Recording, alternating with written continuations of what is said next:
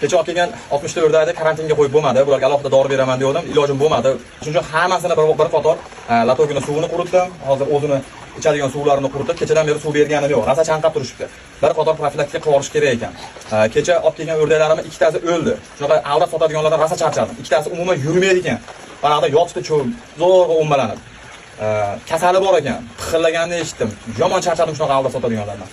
Xo'p, xillash masalasida juda ko'pchilikdan maslahat so'rab yozdim. Men o'zim foydalanib kelayotgan narsadan, o'zim rezultat topgan narsa Doxin 200 ga qo'shiladi. Buni endi gram katta butilkada sotilar ekan, gram olib keldim, 100 gram olib keldim. Gentadox. Doxin bilan Gentadoxni bu 5 gram Doxin, 10 gram Gentadox, 10 litr suvga. Hozir ikkovini tortib oldim, tayyor qilib, ikkovini aralashtirib, birinchi yaxshilab peremeshit qilib eritib olish kerak ekan. Bu kamroq ko'p uzoqda eriydi ekan. Shuning uchun kela eng qulay variant. Undan keyin buni ichiga vitamin O deganmi, vitamin 0 deganmi shunaqa immuniteti bilan kurashadi, immunitetni kuchaytiradi. Endi mana bu gamavit degani bor ekan, bu shunaqa kichkinada sotilar ekan.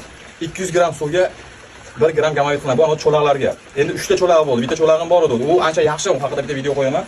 Mana bu gamavit ham zo'r ekan. Endi bularni eritib olib 20 litr suvga qo'yamiz. Xudo xolasa shularni sabab qilamiz. Nasib bo'lsa yaxshi bo'ladi. O'lsa o'ldi deyman, qolsa qoldi deyman. 5 kun davomida beraman. Latogadagi suvlarini quritib qo'ydim. Begona suv ichmaydi.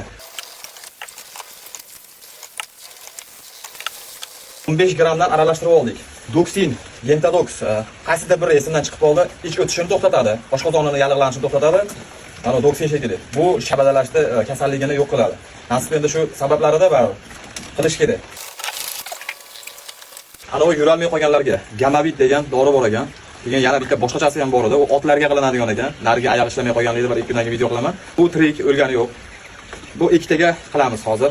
200 gram suvga 1 gram mana shu gamavitdan qo'yib, ozgina piyalachada bo'lish kerak. Chanqagan holatda keyin bersak, nasib bo'lsa bundan ham rezultat bo'ladi.